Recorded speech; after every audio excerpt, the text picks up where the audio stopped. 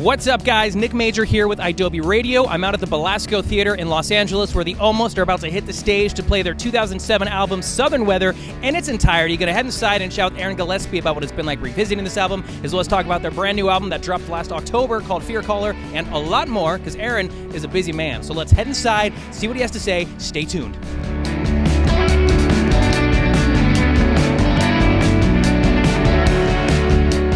I've not heard anything from you guys since like 2013, 2014. 2013 onward, you got busy. You just started doing some Paramore. You had a baby. Yeah. Busy man. But what led to you deciding to bring this project back? It was really fast because I purposely never like put the lid on it. I think something that's big in music now is like the go away and come back, and I just never did that with the Almost. I was just busy at the time. I was playing drums. For Paramore. And Family Man, doing that whole thing. Underøath got back together, and I just never thought about it again. It was like I forgot that it existed. And in 2018, at the end of 2018, we were doing our big Erase Me Underøath headliner, and I started just writing songs for no reason. And I'm a pretty like creative. Like I like to create something every day, you know. But I started writing these songs, and they felt like they had a purpose, like they needed a house. So I went home at the beginning of last year and just started writing like a lot, like a song a day for like months. And I was just talking to my manager one day, like random ass conversation. Hey, do you think we should like make an Almost record? And he's like, what? I'm like, I got all these songs. You want to hear them? He's like, yeah. So I sent him all these songs, and it just happened. It was because it was like an accident, you know. I didn't have a plan or a plan not to. I just didn't have any plans for it, you know. So it just kind of happened. And I don't know what the process is like when you're writing Underøath stuff, but one thing that's always so fun, and maybe it's because I'm older now than when the last Almost album came out, but you can really feel that you're actually taking into account stuff that you've been through in the last few years, if not your whole life. So what was it like for you kind of being able to, fresh coming off of writing the Underøath, to then actually being like, you know what, I'm just going to write my own stuff of how I'm emotionally feeling about what I've been through. There's no rules. With the Almost has always been a thing that's just like it's like an organic, I hate that word, but it's like, true, even the sound. I got to say, you never really know what you're going to expect, I feel like. When it's just sort of like whatever I feel like. There's no like, there's no purpose for it ever. It's just kind of like the musical diary of my brain and my soul. So as cliche as that sounds, that's kind of why it is what it is, you know. It's just like a diary. So the Almost lately, I feel like it is surrounded in the word fear, because your last album, Fear Inside Our Bones, then you signed to Fearless Records, which I'd love to know how that kind of came to be after the Underøath. Yeah. But then also the latest album is Fear Caller, so there is just fear. Yeah. I'm a pretty anxious person, so for me, I feel like if I look at it in the face and like give it a name, I can kind of beat it. You know what I mean? Fearless just happens to be called Fearless, but hey, that was perfect though. I was like, fear is following this man around. Yeah, for me, it's like, it's just how I face the demon, you know, of anxiety, is by calling it its name and, you know, kind of eating it. So, and Fearless was just sort of like, that's our new label home for you know, my main band, and it was like, we have, do you like this? Here's this. Do you want to do this too? And they were like, yeah. It's awesome. I love the Fearless family. And right around the corner from here, there's the Fearless pop-up. Which you were walking there, and you walked right by all of us, me and my crew today. But I was like, do I say something or no? Okay, I'm just gonna let him go. But did you have a good time there? I thought Shane was out there. I was there from Here's the Veil was down there. Yeah. I've never hung out with Vic. That's why I'm late, to be honest. Understandable. I was talking to him and his wife about parenthood and the whole thing. You know that. Yeah. So we've never really met, so that's why I kind of got stuck talking to Vic. It was great. Oh no, understandable. I just wish we pulled in Vic now. Yeah. Here, but you're part great. of that Fearless family. It's been awesome for you. Yeah, it's been so good. That's great, because I love them. I love that team, and I was so stoked that you were able to put this out on it, because it's been what, 7 years since the last 7 years. Yeah, 7 years. Which is crazy. And I read into the process of this. You were in Joshua Tree. I've known a few bands that have gone up there to write in Joshua Tree. Have you? Yeah. Well, one other band, which was the Main. I didn't know that. I love that band. I visited them when they were recording up there in a house. What record was it? It was... I'm like a big Main fan. I think it was American Candy. I could be incorrect, though. Okay. It was amazing. They rented out a house, and I read your thing, which what blew my mind is you rented out a house, but you knocked this out in 6 days. We got the Cops Called the first night, And they kicked us out of that Airbnb the next morning. And they knew. It wasn't like we just went there riding dirty, like set up a studio. They knew what we were doing. Yeah. So they kicked us out the next morning after the cops were called. We were homeless, me and Matt Squire, for about 12 hours, 8 hours. We went to a studio, and he's like, I got a local band here. Like, but you can record at my house. We rented this dude's house for 6 days and made the whole record. 6 days. What was the process recording this like with Underoath stuff, with Almost stuff, with just your recording process in the past? Because that seems like an incredibly fast turnaround. Well, I play everything myself on Southern Weather and on this record. The two middle Almost records, that was a band, but this was just on Southern Weather I played everything myself, and on this one I played everything myself. So it goes really fast when you do that because there's no explanation. Like, oh, this is the key the song's in, or this is how the vibe that you just... It's just you. This is it. You know it. Uh-huh. You know the kick drum pattern, and you know what the notes... You're not, like, playing the guessing game, I guess. And we didn't really rush. It was weird. Like, we were in Yucca Valley, and there's truly nothing out there. Like, where we were, like, it was 30 minutes to, like, a gas station. Do you like that surrounding? Yes. When you're, okay, cool. Yeah, it's my favorite place on earth. Oh, wow. So for me, like... you just get shit done because there's nothing else to do. You know what I mean? I think it's the greatest place to make music because it's truly like being on the moon, or you're just out there. And it's just you. That's it.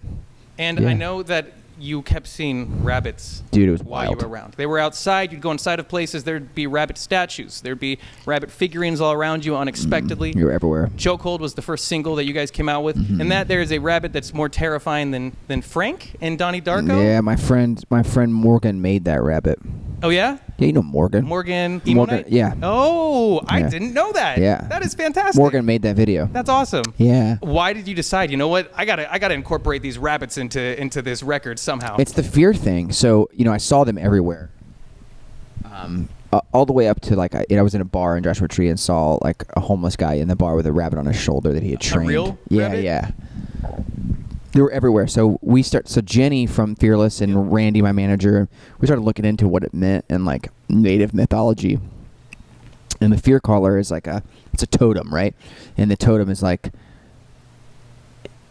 it's an anxious thing, and you use that anxiety to create. It's just me, like, in a nutshell. Fear that you were saying. Yeah, like, it's literally who I am, and it was scary, like the correlations that were drawn. So we just went with it, the whole thing, imagery, all of it. So that's awesome. yeah. And are you playing the entire first album? At least a majority. We advertised it as the entire first album. I think we're skipping like 2 songs off that. Yes, I mean, like for the most part, it's pretty much you're coming back and playing. Yeah, playing the whole thing pretty much, like the lion's share. But we skipped like a couple like kind of skipper tracks on the record that, truthfully, I haven't toured in a van in a really long time, and there's no space, and it's like all these different guitars. We didn't have any space, or there's like no crew really to a bunch of guitars, so they were weird tuning, so there was really no way to do it. And then we're the typical album tours, like you come out and you play the whole thing front to back. We're actually doing like a Southern Weather song, a Fear Caller song, a Southern Weather song, a Fear Caller song. I actually like that. That's yeah, so it's only songs from these 2 records, and it's been really cool, like a lot of fun. So when you first started up this band, because I saw that in Florida, a couple of the Underoath guys came out to the show, your show that was there a couple weeks back, and I always wondered what happened to the relationship with you guys when you kicked off the project. And it's great to see that whatever happened, you guys have moved past it. Underoath was really popular and busy at the time, and has remained so, and we're so lucky for that. But the Almost became really popular and busy. And we had the same team. I was so busy with Underoath that I couldn't go out and farm like a manager and an agent and all this shit. I had to just like tack it on with what was there already, and which wasn't fair to the rest of the guys. But also, we were both really childish about it. We were all 23 years old. It was like we were both really childish about like that whole thing. And now it doesn't matter. No one cares. I still have the same manager. I have a different team. Everything else is different, but we still have the same manager. Stuck around. Yeah. So how was that having the guys come out to the Florida? Dude, they had nice full circle. Tim actually played. Tim and I wrote a song together for the first Almost record in the studio when we were recording To Find the Great Lion for Underoath. Oh. He helped me write a song, and he came out and played it, which was emotional. Had that ever happened before? No, never. That's amazing. It was amazing. Like I wish we could relive it every day. That's cool. It was the best. And so with the latest album, you worked with Matt Squire. He also did the Erase Me album. Yeah. What was it about the relationship to where you were like, you know what?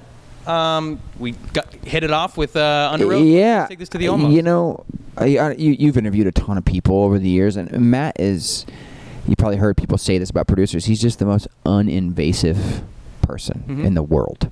Like, he has the best ideas, and he's kind of a jack of every trade. He's made big, massive LA pop records, and he's made... Oh, his resumes. He's made, like, insanely cool rock records. He's done it all.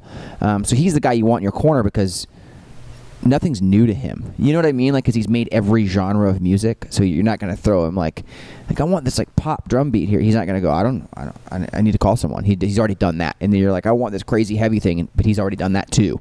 But also, he's the most uninvasive person there is. Like, with Underøath especially, it's like, there's a lot of really strong brains in that band where it's like, it kind of takes a lot to get to the zero-sum line. And he has a way of, like, saying, that's not the right thing, it needs to be something else, without saying anything. He just lets you do it. It's so weird. He'll go, I don't know. Try this.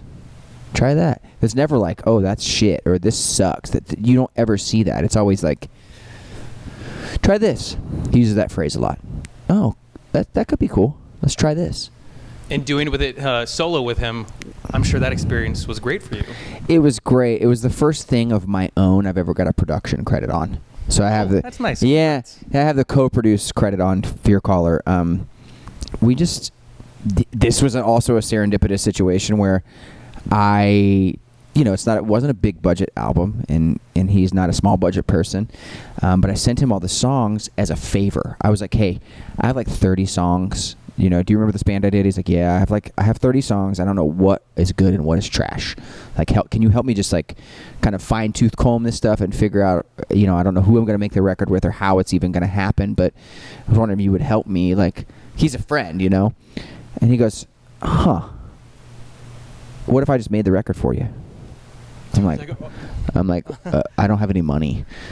Like, this is not a big budget project. This is my side project, And he's like, that's okay.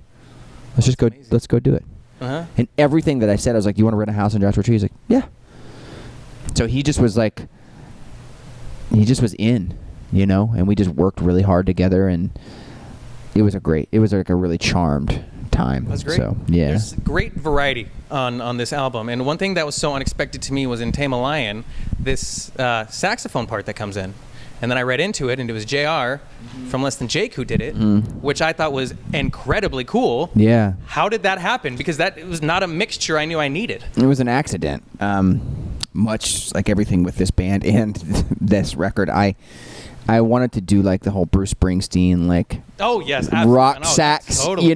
Yes. And I was like, I don't know anybody that plays sax. I'm like, wait a minute, I do. I've known JR for years and years and years, and we like a lot of the same music, and we've always talked about doing something. And he's so modest. Like, he's such a talented musician. Like, so like jazz and like shit that people don't know that he does. I was like, hey, will you do a solo on my record? He's like, I can try. Like, very demure about it. And he sent us back just a folder full of fire. Oh, so he gave you options. Oh, tons. So what you actually hear is like just one thing. There's so many versions, and good guy. And That's it awesome. sucked because we couldn't add versions. It was Every like song we're gonna work in a sax. No, I mean, it was like it was different versions of that solo, and it's so like eloquently done. Mm-hmm. Yeah, it was great. You covered a song on this album, and you didn't just cover any song on this album. You decided to cover an iconic track. You did U2's "In God's Country." How did you decide to do this? Being where we were, it just seemed so fitting. And the label, Jenny, who's a great friend from Fearless, and Randy, who's a massive like Joshua Tree U2 fan, my manager, they were like, you should try this. It could be really cool. And I was like, I don't know. And I love old U2. I have a boy tattoo on my arm. Oh, really? From the album cover? Yeah. But I always wanted to cover a U2 song, but it's like covering the Beatles. Can you do it? Can you do it justice? I think it's illegal to cover the Beatles. You will be jailed. Yeah, pretty sure I read. Yeah. Or like, you can cover the Stones, but you can't cover the Beatles. You know what I mean? Like, it's a weird thing. So like, I was like, I don't know. I thought that whole thing, like, and I started singing it just in the studio, and Matt was like, whoa, like, let's do this. Mm-hmm. We did it in like an hour, that whole thing. Oh, wow. Yeah. The process, it just seemed like, I don't know, it's just such a this whole thing made sense to you, this whole process? It was just such a... A lot of people make records, like you write all the songs, and you go in and you pick the songs, and you record all the drums, and then you record all the bass, and then you record all the guitars, then you do all the extra shit, then you do vocals, and then you mix it, and you master it, and you put it out. The last few years, with the most recent Underøath record, with this record, I produce a lot of bands to...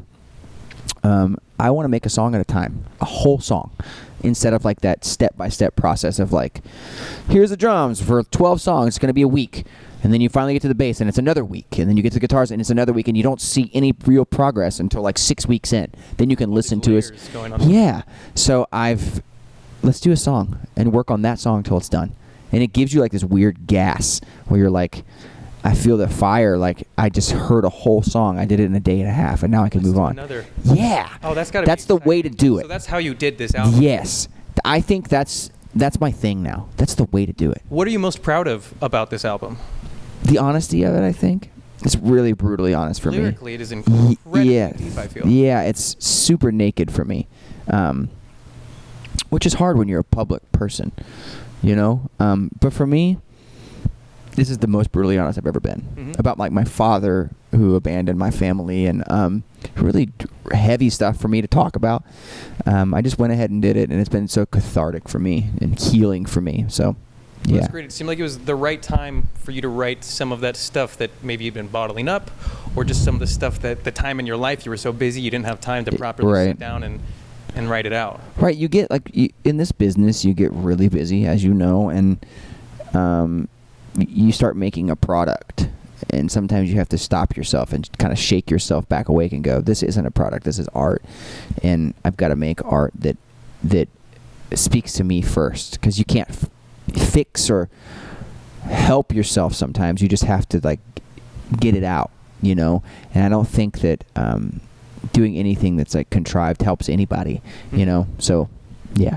And you mentioned your father, but you are a father, and you just announced a couple of weeks back that you have a 7-year-old son. He's 8. He turned 8 in November. I remember he was born. That's just weird. It makes me feel how fast time flies. He turned 8 in November. Well, happy birthday to him. But then a couple of weeks back, you announced that you've got a daughter on the way. Yeah, dude. It's weird. We're about 6 months in, or halfway there. We announced when we knew the sex. But she, my wife, she's like, it's going to be a girl. I'm like, there's no way. So with a Gillespie family, the Gillespie family hasn't had a girl born since 1970. Ooh. So, and I was like, there's no way. She's like, it's a girl. I know it. I'm like, that's like wives' tale stuff. Like, I can feel it. There's all this stuff that people say, like, is your wife super emotional when she's pregnant? Or, is she's sick in the morning? Like, there's all this shit that people say, like, that's going to be a guy, that whole thing. Sure enough, I found out on this tour. I was out here. Ooh, that must have been powerful. Yeah, and she was like, it's a girl. I'm like, you're lying. And then she sent me the photo, like, clear as day. It's crazy. You're going to have a boy and a girl? Yep, American dream. That's what they say. The American dream? With Underøath, we have 12 kids now between the 6 of us. Oh, my gosh. Yeah. Both guitar players have 3, and the keyboard player has 3, and I have 2. So 11 kids. Yeah. Time flies. That's crazy. 12. Grant has a stepdaughter. Yeah.